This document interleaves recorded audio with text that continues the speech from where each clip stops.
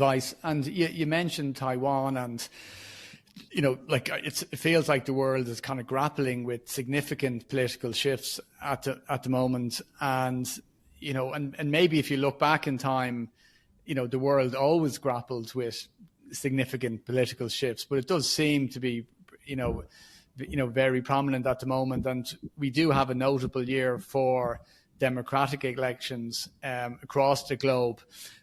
What role could or should journalism play in supporting democratic values? And has this role become more important or more vital and probably more complex in the current climate? So I think about the modern moment, this moment we're in this year in 2024.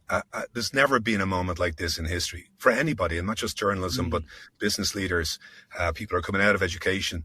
We have these exponential crises. And by that, I mean the speed of change is remarkable. Like, it's just over a year ago that we had the arrival of generative AI. A year.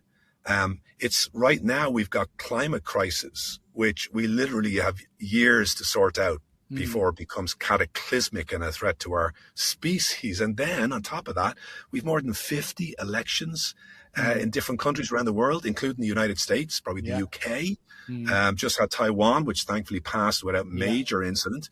It's a cockpit for world tensions. And so there's never been such speed and consequence. I mean, think about AI. It's just questioning the very meaning of what it means to be a human. So, if we're not scared right now and not fearful, then I think we're in a difficult position because we're not paying attention.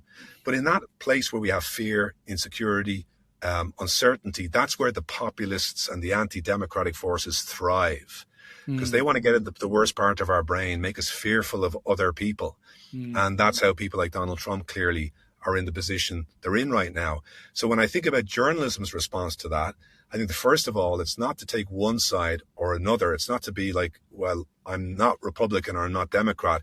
You're not in the middle. And there's a great theory that we're not the voice from nowhere.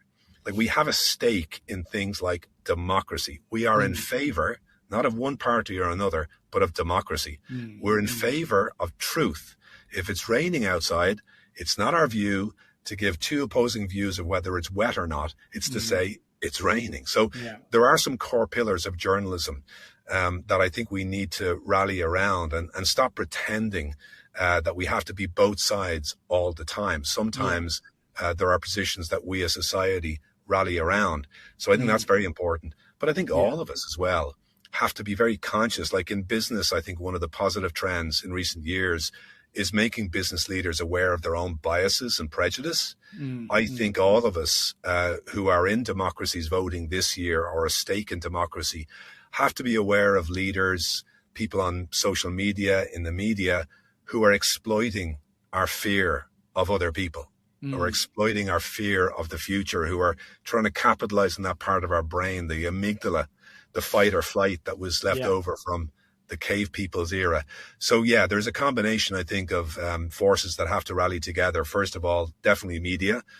I definitely think that politicians themselves need to be held to account for inflammatory rhetoric. I think social media, particularly, and technology platforms in general, have to be held to account for, deep fakes, which are a big thing this year, where we have AI being used to fake information. But finally, as individuals, I think we have to be more conscious of those people that capitalize on our fear and not our hopes. So it definitely is, given the scale and speed of change, a problem like no other. And it can't just be one sector that reacts or solves it.